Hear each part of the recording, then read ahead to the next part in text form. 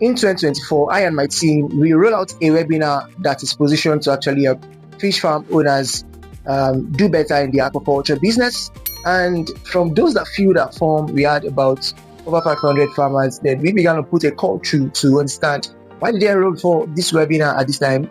And we began to hear, oh, my business pulled up, oh, fish, the feed is high and all of that. Then all of these complaints they are giving reasons why they say that they are folding, their business is being folding up, and they are looking for ways to revive it. And but after that call, I was so very sad, and I began to make my research. Could this really be the problem, or could this really be the issue why their business is folding up?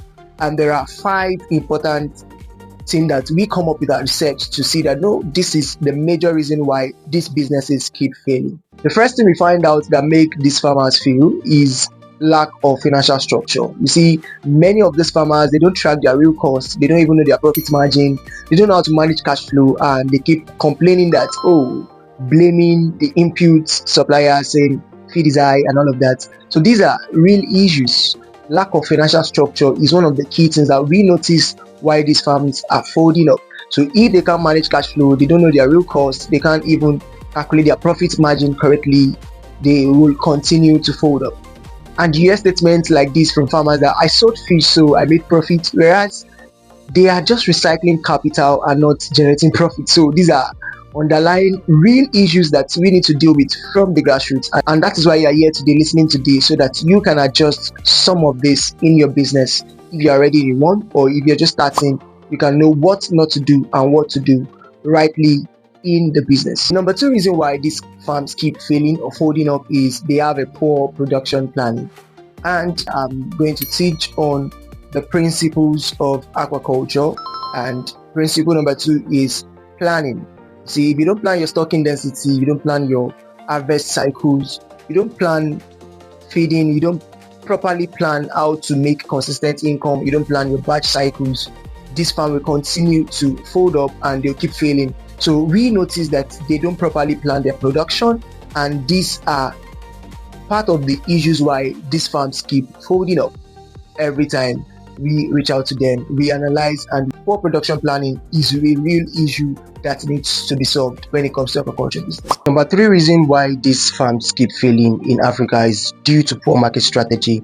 A lot of farmers, they don't plan their marketing ahead, and this has been one of the root cause of failure in aquaculture business. Most of these farmers, they expect that, oh, the market is going to reward their readiness, that when they have the fish, now they've raised the fish for 3 to 6 months and they're ready to sell out. But really, market rewards positioning. If you have not settled your market down, but you are running because of the demand is high, the opportunity excites you, it's going to be a real issue at the end of the day, because after 3 to 6 months, you observe that that's not the case. So you have to have a good market strategy to ensure that your business doesn't fold up, and you can sell out on time to enable consistent cash flow.